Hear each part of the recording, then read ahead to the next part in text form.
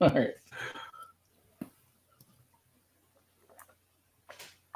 All right, no turkey noises. All right, we got it. What's funny is I worked the day after Thanksgiving, and right outside my building there was like 9 or 10 huge tom turkeys out there. Oh man, like they made the cut. I'm like, congratulations. On the next year. Yeah, they'll be part of the 2020 class. I don't think they'll be. They were huge, man. So. All right, guys, welcome in. This is Devy Happy Hour, episode 33, the Trace. You can find us on Twitter at Devy Happy Hour. Email us at devyhappyhour@gmail.com.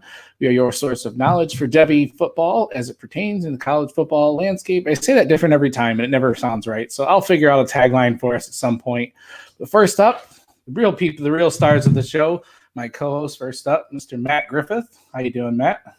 I'm doing great, Dwight, man. Still trying to work off them pounds from last weekend and binging on football and knocking down leftover pumpkin pie. But, man, feeling good. Happy about this upcoming slate of games this weekend. A lot of good, exciting news of players declaring and just kind of looking forward to what's to come the following weeks.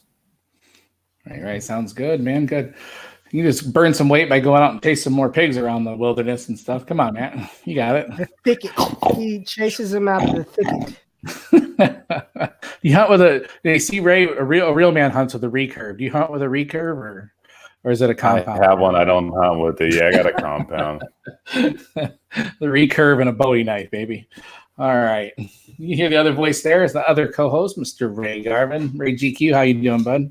Doing very well this evening. Excited to talk to you guys, but a little sad that college football is coming to an end. So we're in the home stretch now. So right. Yeah, it's tough, man. I don't get excited for the bowl games anymore. Hardly. There's so many of them that are just not good. It's hard for me to I don't even usually watch a bowl game until New Year's Eve. So, and I love college football. So. All right, just a tiny bit of news. I don't know if you guys even saw this. Auburn's quarterback, Joey Gatewood, is transferring to University of Kentucky, which kind of is not entirely surprising after losing out to Bo Nix, and Bo Nix is going to be there for a while. So I kind of expected that one to go down. Didn't surprise me a whole lot. And I like that he's going to Kentucky, too. It's a program that kind of seems like it might be trying to turn stuff around. So Gatewood was a pretty highly recruited cat out of high school, 4-star guy, I believe. So should be a good addition to the UK's program as long as, they can he should be eligible to play right away. You never know nowadays with the NCAA, but that was pretty much the only news I saw. I don't know if you guys got anything on Gatewood or. No, not for me. Nothing no. on Gatewood, no. But there was some. You left out the biggest news of all, and that's Clay Helton freaking coming back to USC. And then to make matters worse, Tom Herman interviewing Graham Harrell for the offensive coordinator job at Texas. So I'm a little I don't know how to feel about that one as a USC fan. Matt, how are you feeling?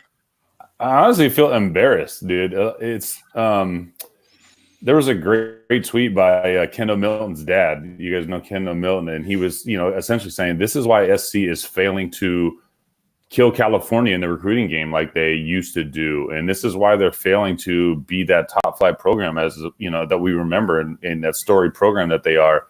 And he and I kind of talked about that back and forth, but it's disappointing. It's like I said, it's a little embarrassing. It's kind of like a joke now, like within the recruiting community. Can we get something? Like, I would like to know a little more detail on all this. Like, was Urban just like, did they kind of fire him and let him go? And Urban's like, nope, I don't want it whatsoever. And they're like, dang it, we got to bring him back. Like, what? I mean, we got to get some insight as to what happened, but I'm not really thrilled about it. Let's put it that way. Right. I honestly felt kind of duped because, I threw it on, I tweeted about it, and then all of a sudden it went back, and I felt like I was checking to make sure maybe I didn't, tweet from the fake guy, Adam Schefter or something like that, and it was reputable sources and things. So I don't know. It was weird. Yeah. I wasn't going to bring it up because it was kind of strange. And yeah, it's an indication of how the program's running, so yeah, it is embarrassing as heck, man. All right. The rivalry week, man, we had some fun games last weekend. Ohio State, of course, whipped Michigan, although Michigan had hung in there for a little while. I don't know, Ray, I remember you did talk about it some on your show, but I honestly am blanking. I feel like it's been 3 weeks since we recorded. I feel like it's been 2 weeks since I listened to the DDP this week. Like, it just feels like time is moving in slow motion right now. So I don't even really honestly remember. I don't even remember what I talked about, to be honest with you. I don't remember the name of the show so or the. Not I don't just even me. know. Okay. Yeah. I blacked out. What happened? Legitimately, I have no clue what I talked about in that last It has episode. been. It feels like it's been 3 weeks since we recorded, and it's been like just 8 days. So, all right, my biggest takeaway from the game is J.K. Dobbins is he's just a man. Like he is just a man. He looks just so much different than he did last year.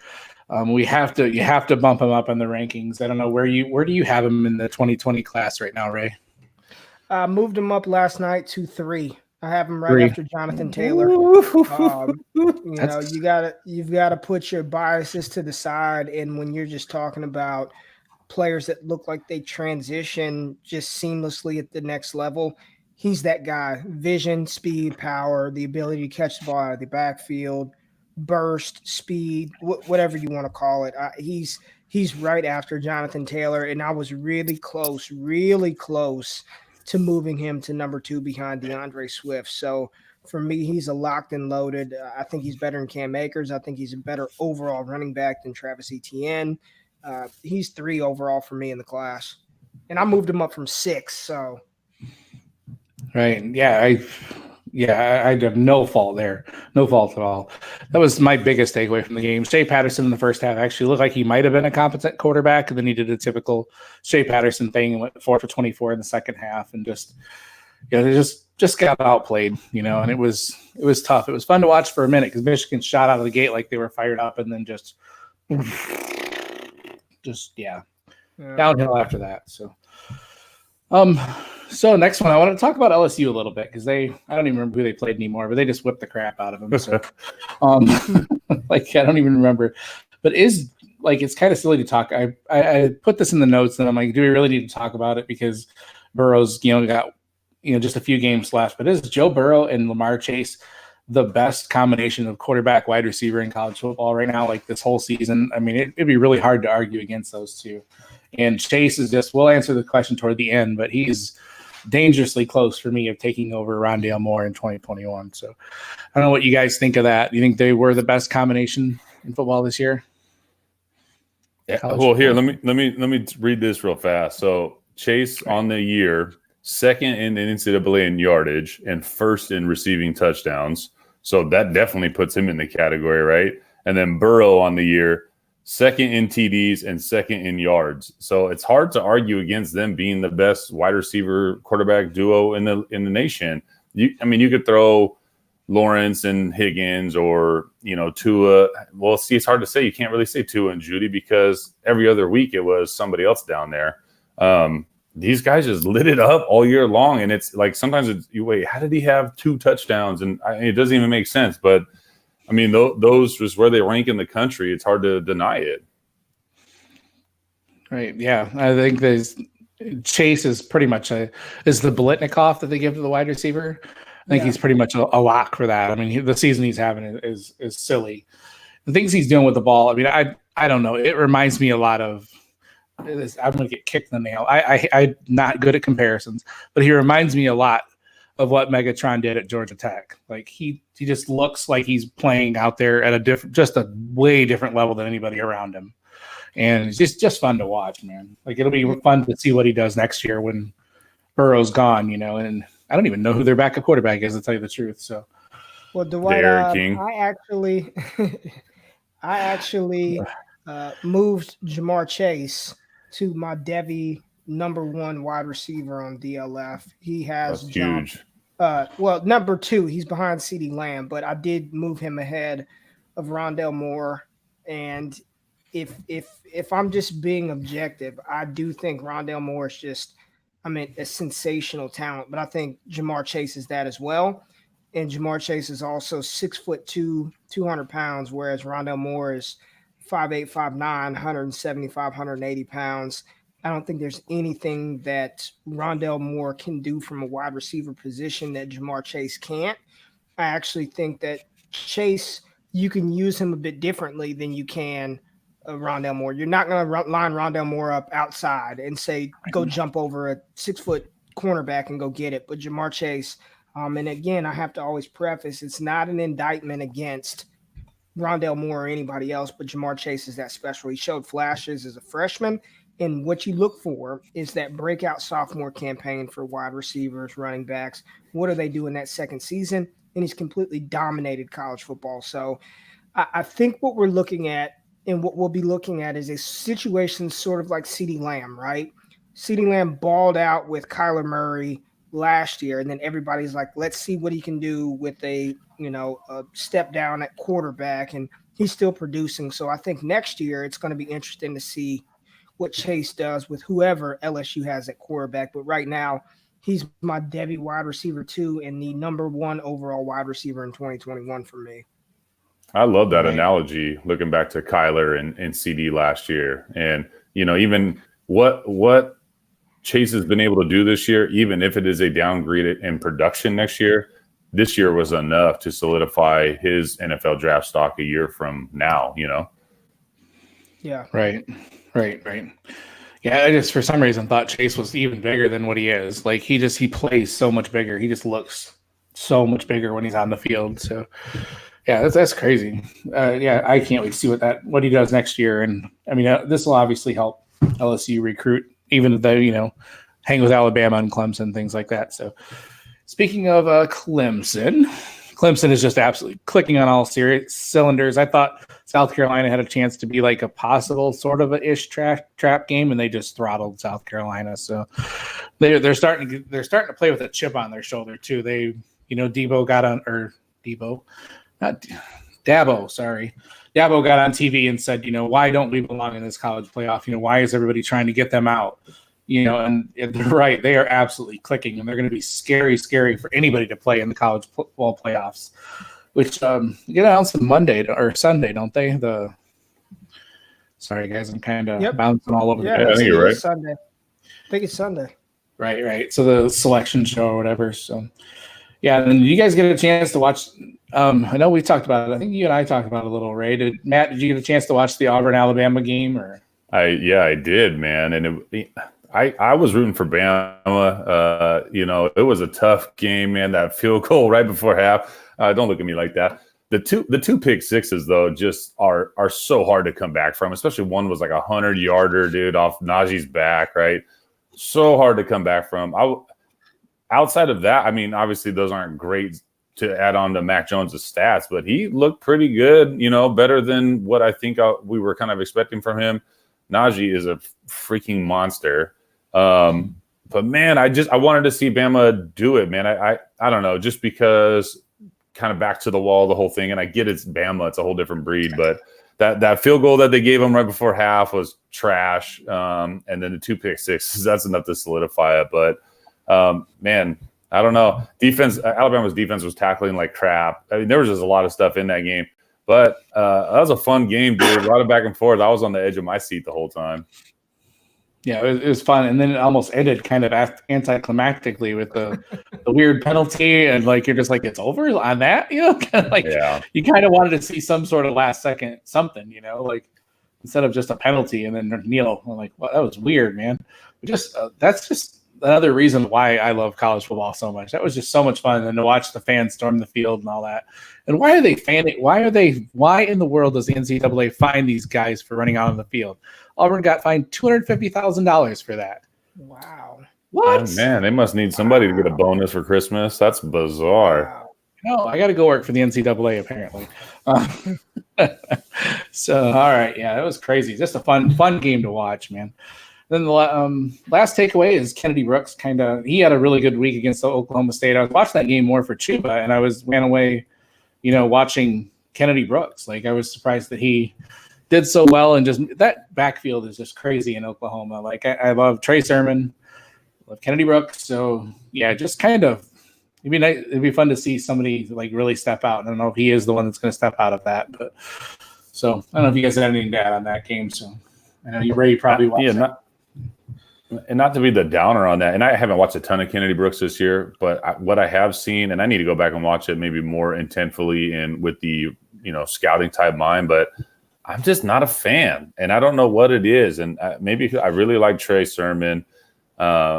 Just Kennedy Brooks, something about it just doesn't do it for me. But I admit that I've only seen a couple games this year so far, so I need to dig a little deeper there.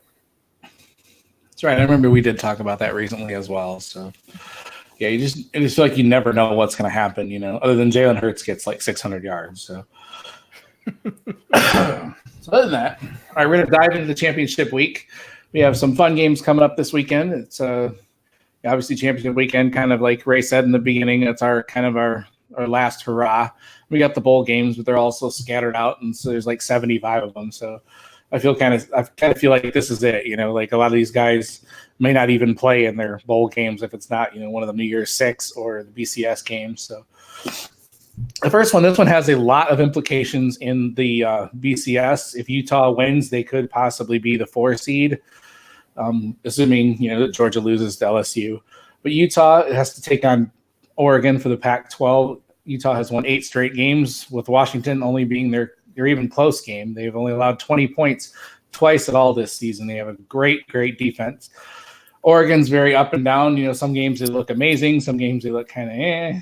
This is definitely a chance for Herbert to make like a huge statement against one of the best defenses he'll face this year. So some names Ray, do you want to talk about the first guy from Utah? I saw you just posted a video about him earlier. This is one guy you really need to watch in this game. Yeah, Zach Moss, 5'11", 222 pounds is what Utah lists him at. He looks a lot bigger than that to me. But Zach Moss is somebody that, and I never like to bash players, right? That's not my thing. But when you're talking about fantasy production, he's somebody that I do think has a role at the next level, but I do not think that role is featured back week in, week out, starting running back. Matt and I were kind of going back and forth on Twitter on his last game because and I'm watching some film versus BYU, so I'm taking it back. I watched his game versus UCLA in 2018, and he actually looked a lot shiftier in 2018 to me than he does this year, and that was pre-ACL injury, but he's not. He likes to stretch things out east and west, and I don't know why. When he hits his foot in the ground and he gets north and south, squares his shoulders, he's an absolute tank. He's hard to tackle. He's physical. But when he goes outside, there were a couple of plays, and I'm not going to post the negative highlights, but he gets to the outside, and he's like bracing for impact, trying to it's the weirdest looking thing to be so big and so physical. He reminds me of Jamal Williams, and Jamal Williams has a role for the Green Bay Packers. He's got a role, and if you ask him to give you, 2 startable games throughout the season, he may be able to produce for you. But Jamal Williams isn't somebody that we're building our dynasty teams around. He's not somebody that we are, laying our hat on. So I think he's going to be okay, but I just don't see him being a true difference maker week in and week out at the next level. Right, especially in this class. I mean, he has shown the ability to catch the ball. He's got 22 catches this year. I actually liked him a lot more last year coming out than I have this year. I think he'll have a good role, but in this class, he really fades toward the tail end of it just because of, or not tail end, toward the middle, I guess, 8, 9, 10, whatever. Some guys really love him. I think he's going to be a decent back, but I think he'll be, like you said, just a role player, that can fill in a game here and there, type of thing. Okay. Yeah, sorry, but I said the other day, I wish somebody would coach him up, like kind of grab him by the face mask and be like, get your butt downfield, quit horsing around, quit trying to, and not to say you can't let plays develop, but you can't let plays develop when that's not your skill set. If he doesn't have that quick burst out of the delay, kind of read your guard, then hit the gap or whatever, that's not his thing. Go hit that gap, whether it's fully there or not. Go get 4, fall forward, and call that good. And then when you do hit that hole, and when the hole is open, you could hit that gap hard and go get 15 to 20, and it's a whole different ballgame. Now you come with a full head of steam on a safety who weighs less than you, whatever else, or you're running into corners. I just feel like his game could be so much better if he kind of understood what his best skill sets were. And I don't think he plays to his best skill sets. and that's what bothers me. I think he could be much better than he is, but he'd have to be like in a program, an NFL kind of situation where they're coaching their backs up like that. I'm thinking of like a Pittsburgh Steelers type situation, how they coach backs up real good over there, something like that, right? And that's a crowded backfield, and it's not a great landing spot, but that's somewhere where he could get in there. So-and-so gets hurt. He has like this crazy game, and I'd be the kind of person I'd be immediately selling him after he has a little bit of a NFL flash or whatever, just unless they get that coached up and where it's like, hey, Zach, dude, your skill set is this. And hammer that down, dude. Get after, lay that hack, get out. I mean, hit that gap and hit it hard. You're 222, 225, whatever he is. Roll, man. So I don't know. He frustrates me, but I think he could be good. I don't see the improvement. I think it's like he's almost trying to spend so much time fixing or working on the things that he's not great at instead of just really killing the things that he's great at. You know what I mean? I thought he did seem more decisive last year. It's crazy to think that we're the way you talk about this, and he's almost the only thing Utah has on their team, and defenses are able to really key on him, and he still is a hoss. He's tough to bring down. So yeah, he's not a fun guy. Yeah, he's not a bum. It's just it's just weird. It's just a weird setup, man, because he'll end up going like in the second round of rookie drafts or something like that, and somebody's going to be super bummed about it, and then sell him for cheap, and then he'll flash somewhere. This would be a weird deal. Right now, on the other side of the ball, Matt, is there anybody you're watching from Oregon this game? Well, I mean, Herbert, and then which of the running backs is going to get the bulk of the carries? I feel like they alternate week to week of what's going on, but and then Johnny Johnson has been the receiver that's really been getting after it. So it's kind of hard to pick who's going to be the one to highlight that week. You know what I mean? I feel like ever since they lost Breland, it's been a little bit more questionable as to where the targets are going to go.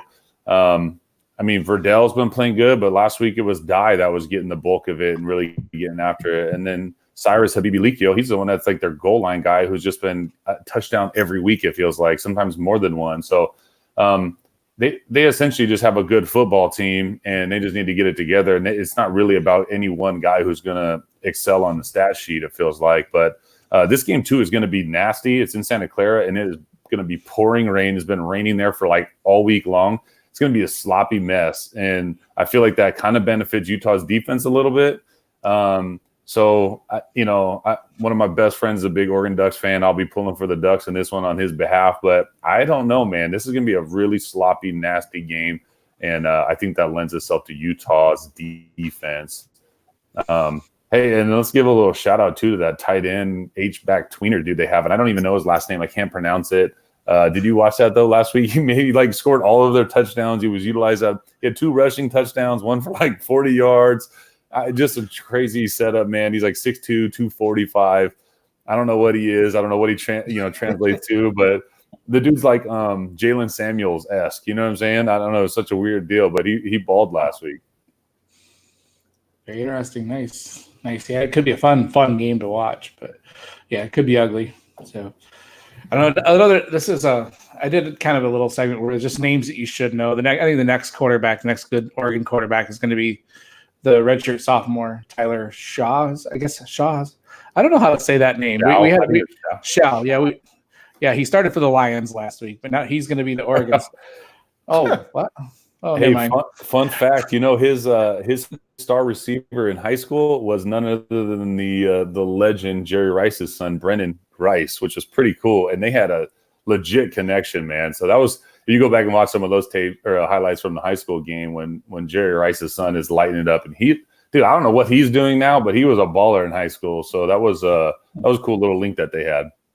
Yeah, that's cool. Good knowledge, man. But yeah, I think he'll be the next guy up.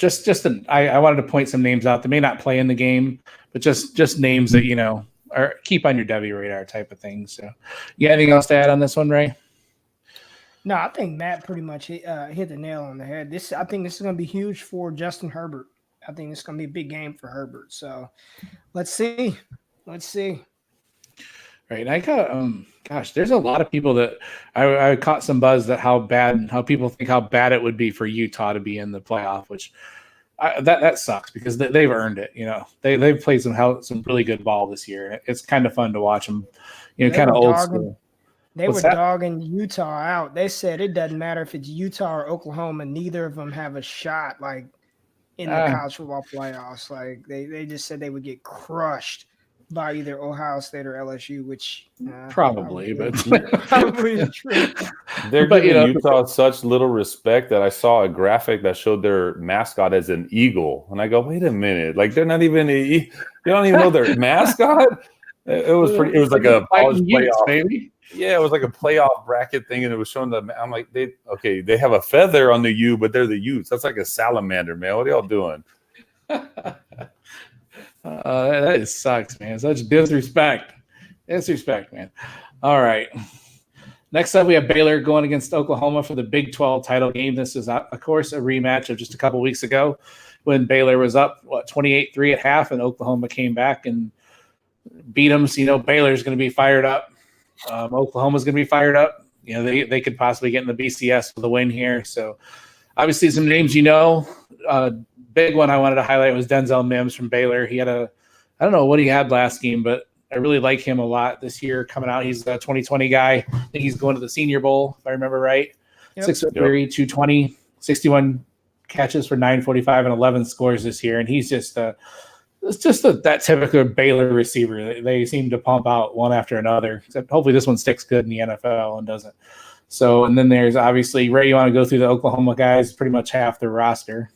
We talked about Kennedy Brooks already starting at running back. Trey Sermon out for the season with that knee injury. Jalen Hurts, CeeDee Lamb, Theo Weiss, the young true freshman that they have. I think this is going to be another high-scoring affair. Jalen Hurts, he wants to have a good outing in this one. He's only had a couple of more games. He's got this one and maybe one or two more to sort of pad his resume and leave a good impression on NFL teams next year.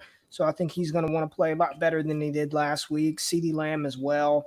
Kenny Brooks, we talked about him. And then defensively, we all love Kenneth Murray. So I think it's just going to be one of those things where it's going to be a lot of points. And Baylor is going to come out ready because they should have won that game when they played a couple of weeks ago. Yeah, absolutely, man. They're going to be it has a potential to be just a dogfight. These teams it's going to be fired up. Some names that I put you need to know from Baylor. Their sophomore wide receiver, Tyquan Thornton's been pretty damn good this year. 40 catches for almost 700 yards and 4 scores. He's a little bit thinner guy at 6'3" and 180, but I really like watching him play as well. He seems to pop when I've seen them play as well. And then, like you said, Oklahoma's just got talent for days. Names that are coming up there. Jaden Hassel, Spencer Rattler, I think, is going to be the next great quarterback at Oklahoma. So there's tons of names on this field. That it should be a very fun game to watch. Matt, you got anything to add, bud? Or you guys hit the nail on the head. The one thing that I was really surprised to see, actually, we all know Jalen Hurts is a terrific athlete, as a good football player, all those things. He's got the 4th best QBR in the country right now, and that was kind of surprising to me to see. You know what I mean? And ups to him. Like I'm happy for him, right? I think everybody's kind of a fan. Who's not a fan of Jalen Hurts? But to see that, to be a quote unquote running quarterback or whatever you want to call this, a glorified running back, and all those different things, but to have the 4th best QBR in the country, that says a lot. Right. I like it, man. All right, next up, this is crazy that Cincinnati is going to play Memphis for the American Conference Championship, and they just played last week. It's part of one of those things that happens. Memphis did win 34-24 last week, and we touched on it last week, so I'm not going to spend a whole lot of time on this one. Michael Warren, the second for Cincinnati, had 122 and 1 touchdown in the last meeting. I was hoping he would be more of a pass catcher this year, so I think, and he gets into the draft, he's probably not going to be much of anything, honestly. I liked him a lot going into the season, but haven't seen enough this year. And then we've mentioned him, but his name is actually Josiah DeGuara, I guess, the tight end, who looks like he's just a legitimate tight end threat. He's had 35 catches for 470 and 7 this year, be at the Senior Bowl. So as one of them that I've read that the scouts are really looking forward to seeing down there. And Memphis, we've talked about Kenneth Gainwell, I feel like every episode, and he just impresses me more and more, his versatility. If you get a chance, if you watch one game of his this year, watch his game against Tulane. The kid he had 107 yards rushing and 210 yards catching the ball or something. It was just insane. It was just nuts. Just watch what he does with the ball. It's so much fun to watch. And then you added another name in here. I think that was you, Ray, right? The wide receiver. No, that was Matt. Yeah, actually, I threw it in there, man. He was really impressive last week, and I mean, he's been maybe the best receiver. I mean, just really that Memphis. Both of these teams have been clicking, so somebody's got to benefit from all the yardage and everything else. But DeMonte Coxey, man, he's been he's a little slight, but I don't know, man. I that frame, that size, what he's been able to do, he has shined multiple times this year. So I don't think he's anything to bat an eye at. Right, he's got that slight frame, but he's got the room to add it too. Like he's not, you know, he could easily add some bulk, and then you get all this offense. And you got, I've been pretty impressed with their quarterback, Brady White, a guy that is, I think he's a sophomore, a redshirt sophomore, so he'll be back next year. And he's intriguing to watch, and I want to see what he does, you know, during this bowl season, during, you know, the off season, and watch what he does next year as well. He could have a chance of being one of those guys that kind of makes that rise up and is one of those quarterbacks that gets drafted. And Antonio Gibson, too, is just a playmaker. He pops every time I've watched them play as well. He's one that's going to benefit from the draft process that might show exactly how fast he is and how agile he is. He's got 600 yards receiving, 7 touchdowns, but also nearly 250 yards rushing, too. They used him in all kinds of different ways. And at 6'2", 220 to be that versatile, it's pretty amazing. And he's a guy that, you know, pops. And I'd be interesting to see what he does at the combine and how he, what he does. It'd be nice to see how athletic this kid actually is, because he looks silly athletic on tape. So sounds a lot like LaVisca. You know what I mean? With that size, the stats, the usage from last year, anyways. But no, that's cool. Right. Next up, one of the big 2 games, I think. Georgia, number 4, obviously plays number 1 LSU. Nobody really expects Georgia to win. You guys think that makes them incredibly dangerous because they are playing pretty well, and their defense seems to be clicking good. So I know nobody. What? No, LSU is going to smash Georgia. I mean smash them. I don't think there's anything that they can do to slow down Burrow and Jamar Chase and Justin Jefferson and Marshall and Clyde Edwards-Helaire and Thaddeus Moss. And it's just, it's going to be, I think it might be close for the first quarter, you know, feeling them out. And then right before halftime, Burrow puts up 2 quick touchdowns, and then the floodgates just open up. Georgia, they don't have a chance in this one. I'm sorry. What's realistic? Why I don't think they have a chance is because of Fromm, man. Yeah, Fromm cannot go in there every drive and throw a touchdown. He is incapable of doing it. Is George Pickens suspended as well? Yeah, they haven't said yet. First half. Got to be. I think the first half at least. First half, and then Cager is hurt, or he is lucky he didn't get suspended more. Good Lord. Yeah, I think Lawrence Cager is hurt. They have no. Yeah, like you said, Jake Fromm. Joe Burrow is about to show everybody just how inferior Jake Fromm is. It's going to be just night and day quarterback play, I believe. Right, because Fromm just doesn't have it, man. He does not have the killer instinct. I'm sorry, he cannot just be like, this is it. We're gonna score 5 times in a row. He just can't do it. So no. So you guys mentioned a couple of names you didn't know, or that we might not know, but you will know next year. The Pickens, Dominic Blaylock, and then James Cook, Zamir White. LSU's got John Emery, Tyron Davis Prince, who I've been pretty impressed with. And the name who doesn't get a whole lot of press is Thaddeus Moss as well. You mentioned him, and I really like him a lot as a tight end process. He's Randy Moss's nephew, I believe. Something. He's somehow related to Randy Moss. So I think it's his son. Is it? Nice. I think it's his son, yeah. God, I wish they had a son I could name Thaddeus. What a badass name. Anyways, some doofy-looking white kid playing magic cards named Thaddeus. Yeah. Okay, good one, Dwight. Still badass. Still badass. All right, guys. I'm not going to spend a whole lot of time on this game because it's going to be ugly. Virginia has to take on Clemson, and Clemson should also throttle Virginia. Virginia's got their fun little college quarterback. Bryce Perkins puts up a lot of yards. One guy that runs and throws and doesn't throw a whole lot, but I don't see him doing anything in the NFL. And then obviously Clemson has half their offense. Trevor Lawrence, Travis Etienne, John Ross, T. Higgins, Some names that you might need to know in this game. Lynn J. Dixon has been getting some play this year. He looks a lot like ETN. He runs a lot like him. Very, very explosive, fast back, pretty good out of the backfield, stuff like that. Ches Maluzzi is also the same build, same type of 5'10", 195, 200 pounds ish electric guy. So they got a couple of new guys in the stable, and then they got a couple just crazy freshmen, Joe Nada and Frank Ladson Jr., who are just names you've got to know. Like, they're guys that you can, if somebody doesn't have them in your Devy leagues, you need to get them next year before they explode. So if you guys have any other names you want to add to that list, or no, I mean that's the bulk of it, right? But I like that kid Ches Malusi, man. Lynn J. Dixon had, look, he's stiff. I mean, he's a little stiff to me, especially after you watch. Maybe he's not even that stiff, but when you watch how fluid ATN is, and he just looks stiff, right? But I don't know. Ches looks nice, man, and Nada is somebody that I've followed a lot, and I'm excited to see. I mean, that receiving core is just going to be so good for so long. It's just really kind of unbelievable, but. It's crazy. Bryce Perkins leads that team in rushing and passing. They just don't have enough. He just is trying to keep them afloat, it feels like, and that's what it'll be this game too. So, man, I don't know. Clemson should just get another one, and Dabo's 100% right, dude. Give them some respect, and especially, watch what they do in the playoffs. They should not. I mean, they're not going to go there and crap themselves. They should be, ready to rock. So, we'll see. Right.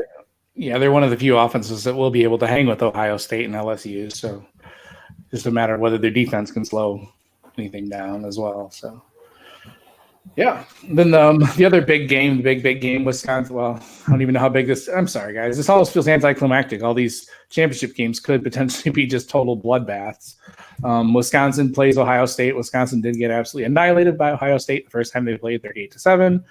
I thought this was kind of interesting. Jonathan Taylor has played Ohio State twice and has 35 rushes for 93 yards, 2.6 yards per carry against Ohio State in his career. Ugh. Yuck. Couple names there. We've talked about Jake Ferguson 100 times. Love him as a tight end prospect. Quintez Cephas from Wisconsin is a guy, just a playmaker that you really like there a lot in Wisconsin, Ohio State. I thought this was kind of interesting too. Somebody pointed this out, and I hadn't even recognized this. That Justin Fields has accounted for 47 touchdowns and 1 interception. Like, why in the hell is Joe Burrow the lock for the Heisman? Good Lord. Like, you see those numbers. Nuts. Like, what? He doesn't have the yardage. I think he doesn't have the yardage that Burrow has. And, he doesn't, he's kind of playing in that shadow. But 47-1. Poof. That's nuts, man. We just talked about J.K. Dobbins. Obviously, Master T. You got to watch him in the game. Chris Olave is kind of taking a step forward. Another smaller guy, but he's looked amazing this year. I think he had a couple really good big catches against Michigan, too. Do you guys want to add? Ray, what do you think about that game? Are there other guys you're watching there? Or? Well, real quick to the Justin Fields, why is he not in the conversation for the Heisman? I saw some people talking about Trevor Lawrence sort of being like snubbed for the Heisman invite or as a front runner for the Heisman. And just real quick on Trevor Lawrence, right? Trevor Lawrence has got 2,800 passing yards, 30 TDs, 8 interceptions in 12 games. Tua, he has only played 9 games, 2,800 passing yards, 33 TDs, in 3 interceptions in 9 games, in 3 less games. I'm just putting that out there that even Tua hadn't played, he's played 3 less games and he still has better. It's just he's so good, man. Even with him being hurt, he's so good. And I think one of the reasons why Justin Fields isn't receiving the sort of fanfare and accolade is because Joe Burrow's just got that personality, man. He's just got that infectious, I haven't really heard Justin Fields. I haven't seen him really show emotion. I haven't really heard him talk much at all, and Joe Burrow just, I don't know. I think it's that rags to riches kind of story that people gravitate around. He's just got that sort of personality and aura. But man, the more we go through these games, the more I'm just like, after Baylor and Oklahoma, it's just in Oregon, Utah. I think Ohio State's going to smash Wisconsin. I think it's going to get ugly. quick, Master Teague. Like you said, Wisconsin will have no answer for J.K. Dobbins. They'll have no answer for Justin Fields. Chris Olave looks like he's going to be a stud next year. I think it's going to get ugly fast in this one. You know what? I'll add too for Justin Fields. I think maybe his name doesn't get thrown or is not as highlighted as much because Chase Young has a legitimate argument, and then J.K. Dobbins actually has an argument to be considered and get votes. So it's almost like they're just eating into each other. You know what's going on up there? That team is so filthy. It's hard. It's hard. I mean, it's hard for him to take that leap above when there are so many talented people on that team that could all be actually considered for it. True. Right. We've talked about that before, the sapping off of each other thing. Some other names you need to know in this game. Wisconsin has freshman Graham Mertz, and then Nakia Watson is just he's looked amazing when he's been in. When he's filled in, for Jonathan Taylor, he could be the next big back that comes out of Wisconsin. Love his size at 5'11", 220. Ohio State's got sophomore tight end Jeremy Ruckert, and of course freshman Garrett Wilson, who had 3 catches for 118 and 1 versus Michigan. Kind of. Whew, man, he looks good, man. He looks so good. So, if you guys got anything else, we can go to the little game. What do y'all think? Does Wisconsin have a chance in this one? Do they have a chance? I think they have a chance if Justin Fields is truly hurt. Like, I know he's wearing this like super thick knee brace. He's wearing like a heavy knee brace. Like, if he for some reason cannot go, it definitely opens the door for Wisconsin, but I don't see it otherwise. Did you see him though? They put the knee brace on like the very next drive. He's out there like scrambling out, rolling left, throwing. Right. Like, he just is like ready to play, dude. The one thing I was going to kind of say is, Wisconsin's chances are not that great, but this is a national showcase for everyone who's just had Jonathan Taylor naturally over Dobbins. For them to look at it now, and you see him on the same field at the same time. This is not a comparison at all. But I remember when Barry Sanders was getting old. And I was watching this San Francisco 49ers game, and Garrison Hurst outperformed Barry Sanders like 100% in the same game, right? And I remember one of my friends that was there who wasn't a big football fan goes, this Garrison Hurst is way better than Barry Sanders. And I'm like, bro, you need to be quiet for a second. You know what I mean? It's one of those things, but it's the immediate. I'm seeing it now. I don't know all the other stuff that goes with it.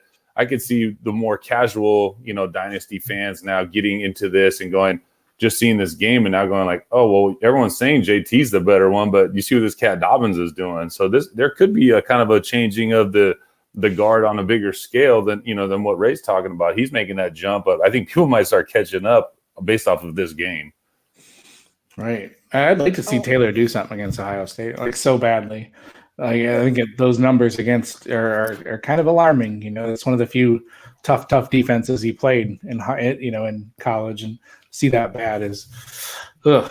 Yeah, anyway. But we've talked about this. We talked about this on the show that in games where Jonathan Taylor played decent defenses, he's looked human. He has not looked, out of this world. I mean, Michigan State. I don't know if he went over 100 yards or if he did, it was barely. There was another game where he was held below 100 yards. I think last week he was held below 100 yards. When he's faced tough competition, and the excuse that his offensive line can't open up holes, I don't want to hear that from any Wisconsin fan.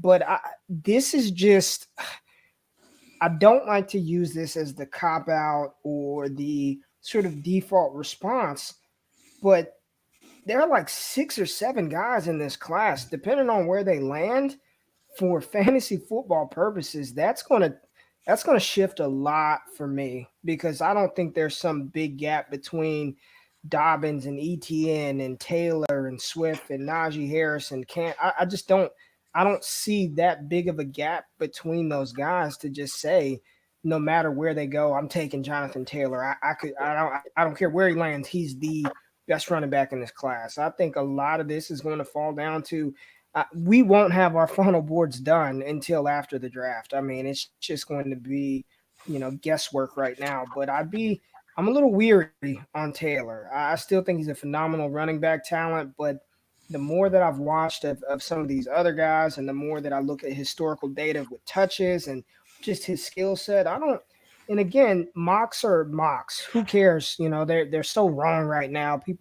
But I don't see Taylor consistently mocked in round 1 or as the first running back or the second running back taken. I think there's a lot of you just don't know come draft time what teams value and what they look for in a running back. Right. Yeah. I'm a huge not fan of rookie drafts before the actual draft. And that'll be like super critical this year. Like, yeah, I do not want to do a single rookie draft until I see where these guys land. So let's go blaze through the other games real quick. There's some probably better games, although not as much Devy talent, stuff like that. Louisiana Raging Cajuns take on App State for the Sun Belt Bowl. Fun fact about the Louisiana Raging Cajuns, they were always my team in NCAA football back in the day. I used to love building them up and having them win national titles with Bobby Boucher at middle linebacker. Just a fun little fact there for you guys out there taking score. Appalachian State won the first matchup 17-7, but it was back in like week 5. We do have a couple names that are interesting. Darrington Evans from the running back from Appalachian State ran for 1,200 yards and 16 scores, also caught 16 passes. And Elijah Mitchell's a pretty good-looking running back as well for Louisiana, over 1,000 yards, 14 touchdowns, 6 yards a carry. So both those guys have a little bit of buzz from scouts. Neither of them are probably world beaters, but just a couple good young backs that might be fun to watch, make this game pretty fun to watch. So next one could be just an absolute bloodbath, a crazy high-scoring game.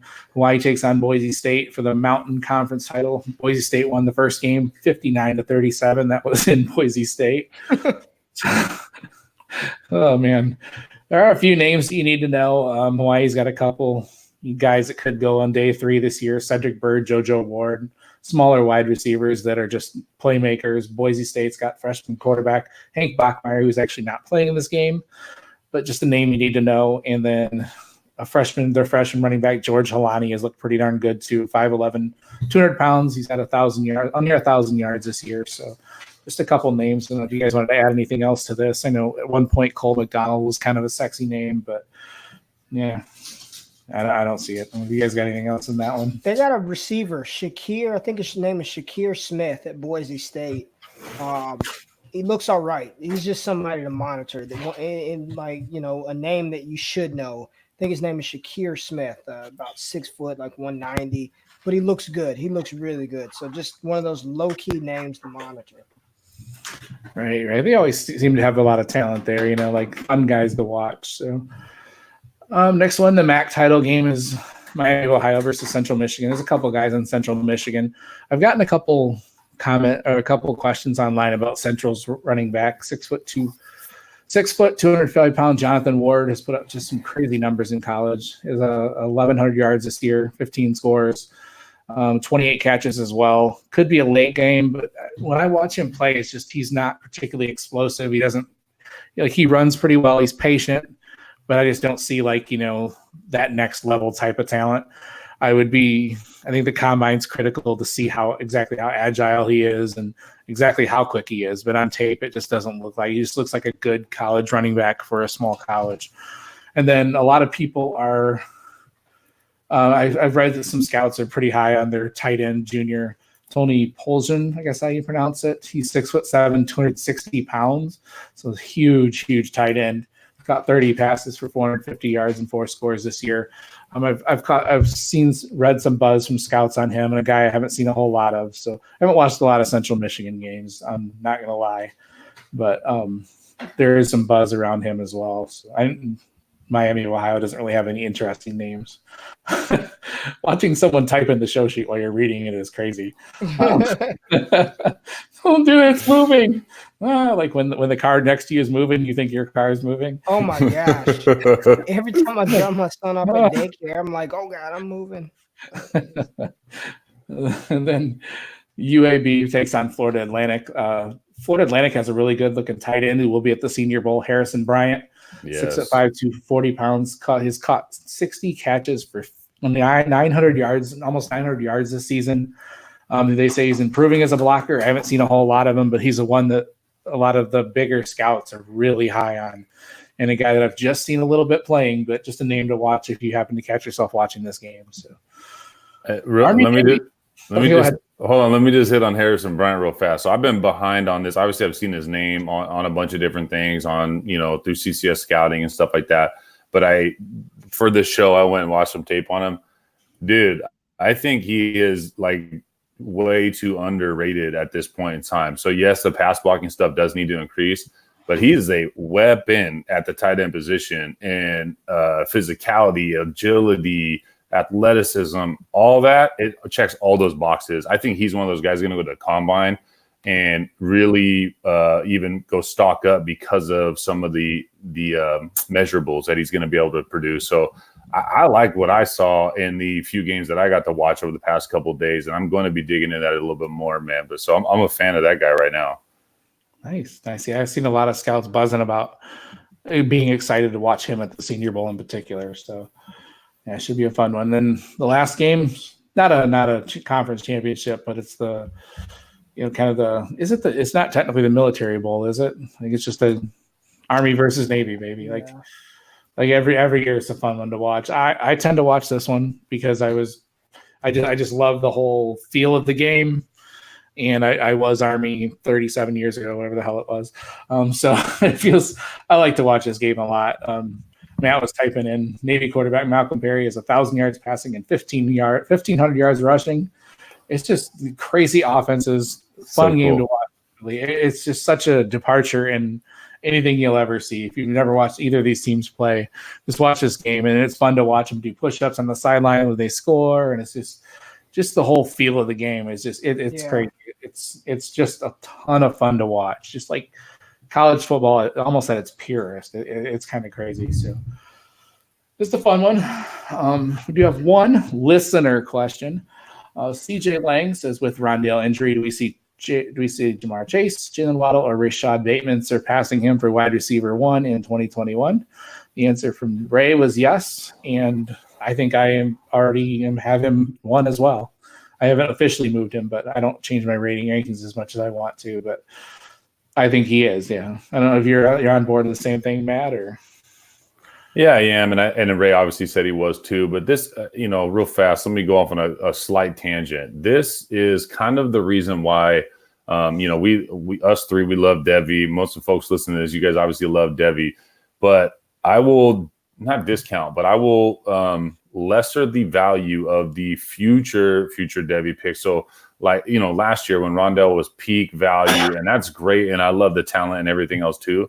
But when you were able to flip Rondale 2 years, even remotely eligible for the NFL and all these different things for legitimate NFL assets, like even Jamar Chase right now, right? Like he might be a terrific sell candidate just because there's still a lot that could happen between now and then. And not saying he's not good. And, this goes back to kind of have to do like the public service. I'm not saying that he's not good. I'm not saying that I don't love Rondale more. I'm saying that the whole purpose thing too, we want to win. We want to get points now. If you could be trading a Jamar Chase for a top 2020 pick or whatever it is, right? If you have Jamar Chase's Devy depleted, but if you could be getting these NFL assets and doing things like you're getting legit talent, I'm a fan of that. I'm an advocate of that. And this kind of like last year when Rondale Moore was like untouchable in some of these leagues.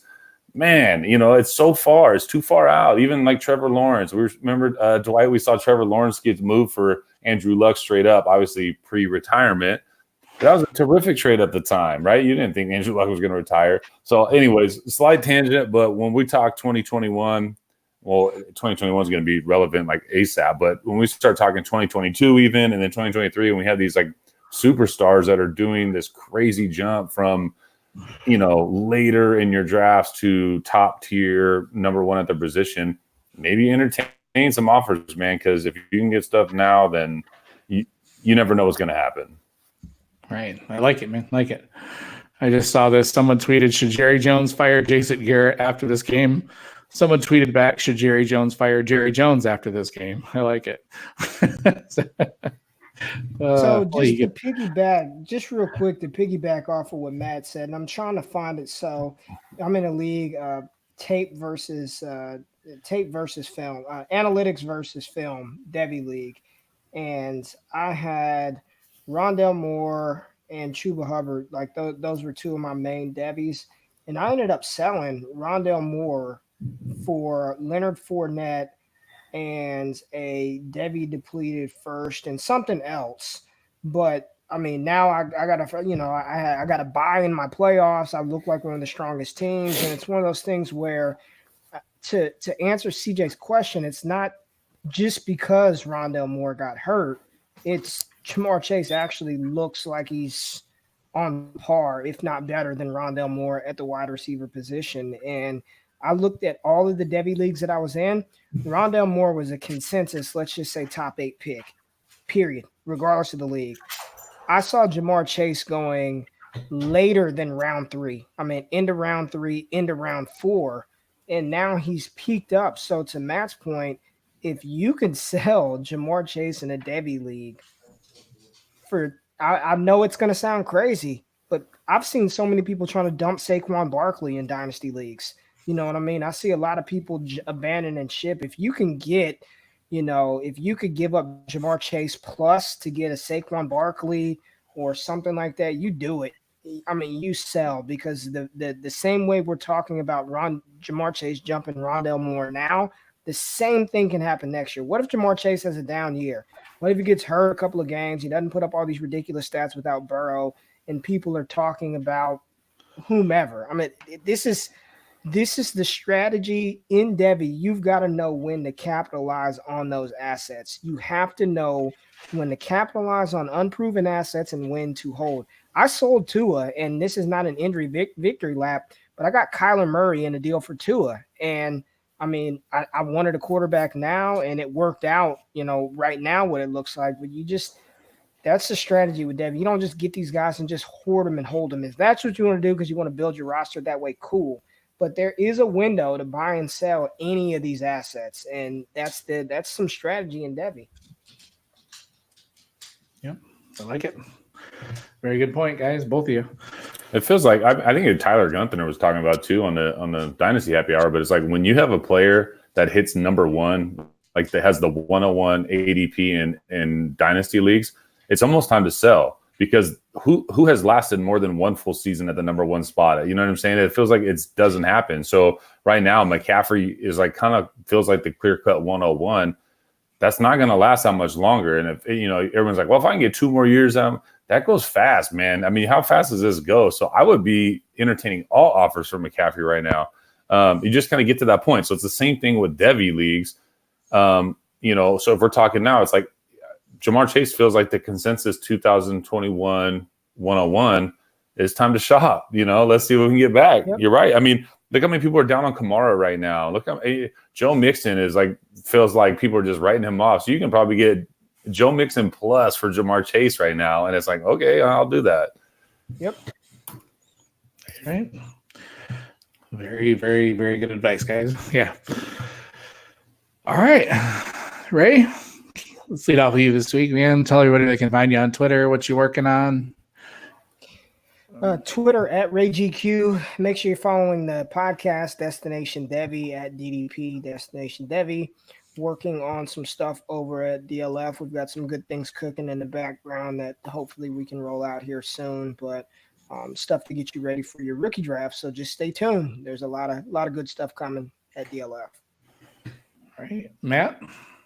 Yeah, and Ray didn't mention the YouTube channel, man. Get on the YouTube channel. That's you know, it's always fun to, you know, read or check articles or check rankings, but when you could watch the play-by-play with Ray's breaking down how guys are making their cuts in slow motion and what that fantastic, man. So I'm a fan. I was watching all of them this morning on a Airdyne bike, but anyways, follow that too. But yeah, you guys know me at Commissioner McGriff on Twitter. I recently updated. Well, I guess I did a little bit over the Thanksgiving break. I said I was. I didn't do enough. I got through like the first 20 and I was like, man, I need to really sit down and kind of hammer this thing out because there's a lot that's changed over this year. So I will be doing updates. I don't post all the time when my updates are complete, but you know, y'all can go there and check that out. But man, after following Ray, I got work to do, I guess. So I'm not doing any videos. I'm not doing anything cool like that. I got some work to do. So anyways. Raise the next level for you guys like you and I. he's like don't Super Mario with the beaver tail and shit. He's the next level up. All right, you can find me on Twitter at FF People's Champ. writing stuff over at DLF, firing back up my Devy defensive stuff. I actually dove into my database today. I updated my Devy rankings on DHH the other day. I just stripped them down to 0, rebuilt them back up, and I'll probably do that again here in a couple weeks. Just kind of tinkering with stuff, always messing with getting rankings right, and hopefully lots more knowledge coming in the off season, more Devy, get you guys ready for next season. And we will see you guys. We're not going to record next week. We will see you guys in 2 weeks. Do a big show before Christmas. Then we probably won't have another one for a couple weeks after that. So I want to give you guys a heads up of what to watch for us.